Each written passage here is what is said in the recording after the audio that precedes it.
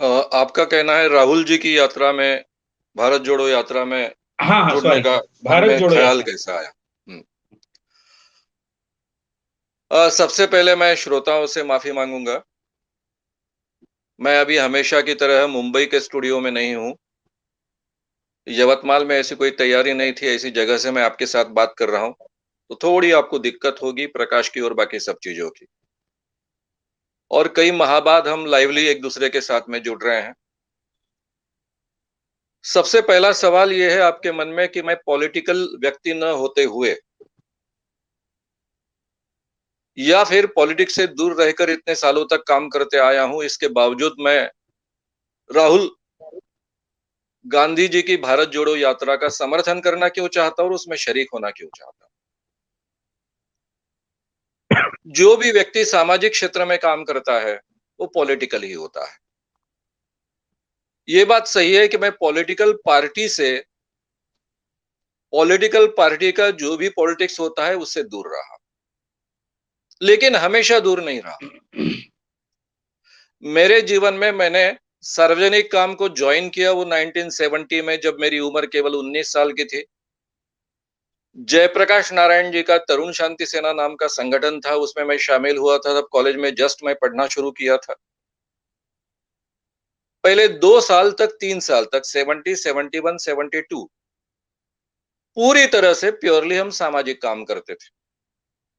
लेकिन हमारा सपना था कि संपूर्ण समाज में एक संपूर्ण क्रांति लानी है और समाज को बदलना है। 73 के दिसंबर में और 74 के शुरुआत में गुजरात आंदोलन शुरू हुआ। जयप्रकाश जी ने उनका नेतृत्व किया। फिर पूरे भारत में बिहार आंदोलन के नाम से भ्रष्टाचार विरोधी आंदोलन पनपा। उस सब का मैं हिस्सा रहा। यानी हम अपॉलिटिकल, यानी पॉलिटिक्स में, पार्टी पॉलिटिक्स में सक्रिय न होते हुए भी पूरे देश में जो चल रहा है उसमें परिवर्तन चाहते हैं। और अगर हम किसी भी ढंग से परिवर्तन चाहते हैं तो हमारी एक्शन ये पॉलिटिकल ही होती है। और ये भ्रष्टाचार विरोधी आंदोलन के जरिए बड़े पैमाने पर पूरे परिवर्तन के लिए गुंजाइश निर्माण हुई। हम उसमें काफी सक्रिय थे। 25 जून 1975 में, 1975 में इंदिरा गांधी जी ने इमरजेंसी डिक्लेयर की। तब मैं कॉलेज में पढ़ रहा था, एमए पार्ट 1 किया था। और हमने दूसरे ही दिन, यानी हमें 26 की सुबह इसका पता चला कि इमरजेंसी डिक्लेयर हुई है। और 26 के रात को हमने पोस्टर्स लगाए। मैं, चंद्रकांत जी वानखेड़े, सुभाष पे, वर्धा में हमने पोस्टर्स लगाए।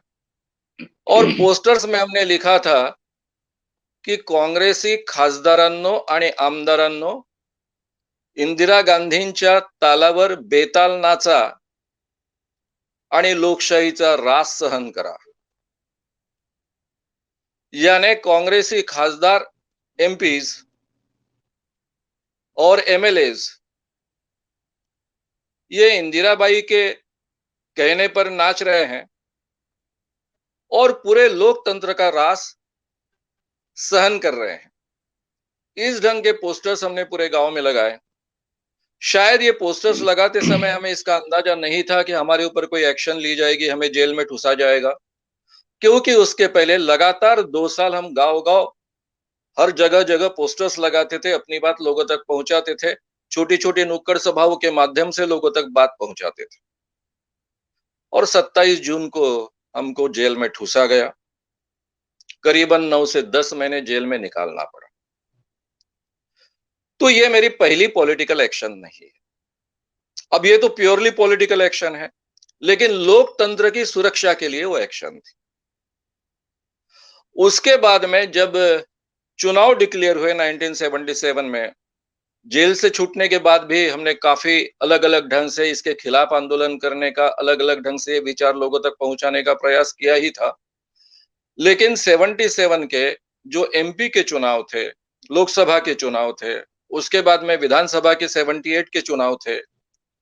इन सब चुनावों में मैंने सक्रिय हिस्सा लिया था। 3-4 जिलों में इसके खिलाफ दम के प्रचार किया था, ताकि जनता पार्टी चुन कर आए, जनता पार्टी का राज आए।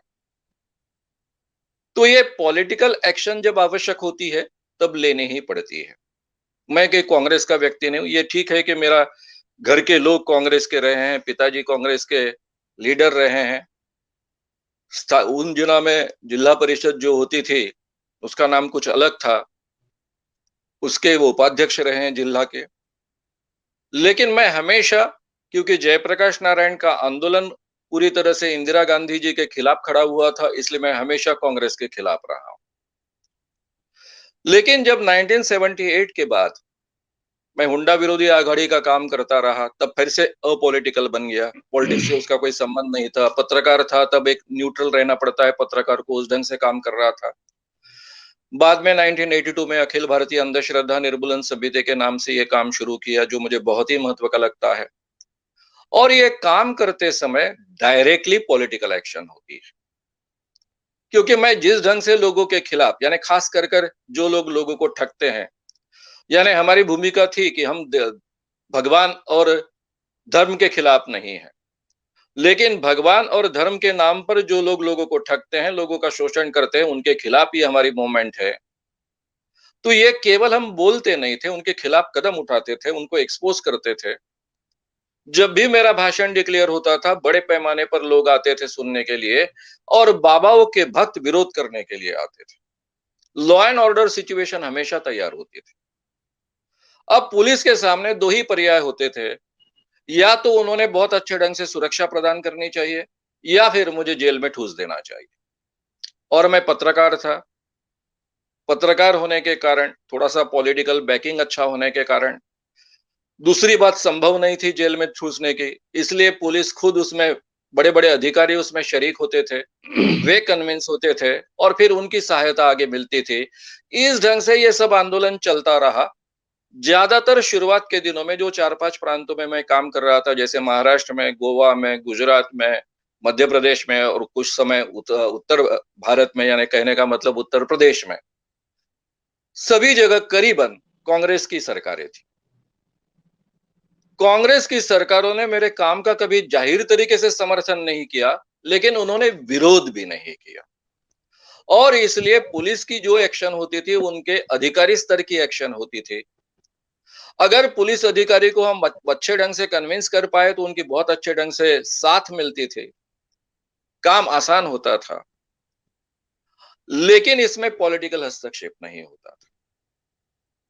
यानी कहने का मतलब ऐसा है कि जिनका राज होता है, जिनकी गवर्नमेंट होती है, जो पार्टी रूल करती है, उसका दृष्टिकोण हर सामाजिक काम में बहुत मायने रखता है। अगर वे आपके काम में अड़ंगा लगाना शुरू करें, तो आप अच्छे ढंग से काम नहीं कर सकते। पहली ये बात है।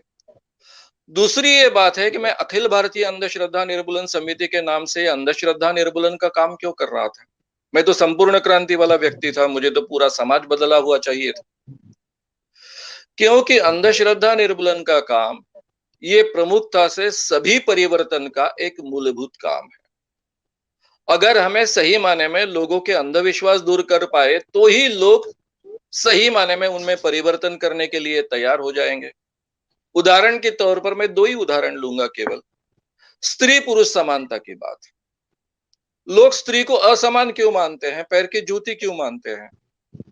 क्योंकि उन पर बचपन से ये संस्कार हुए हैं और उसको धर्म का आधार है, ऐसा वे मानते हैं।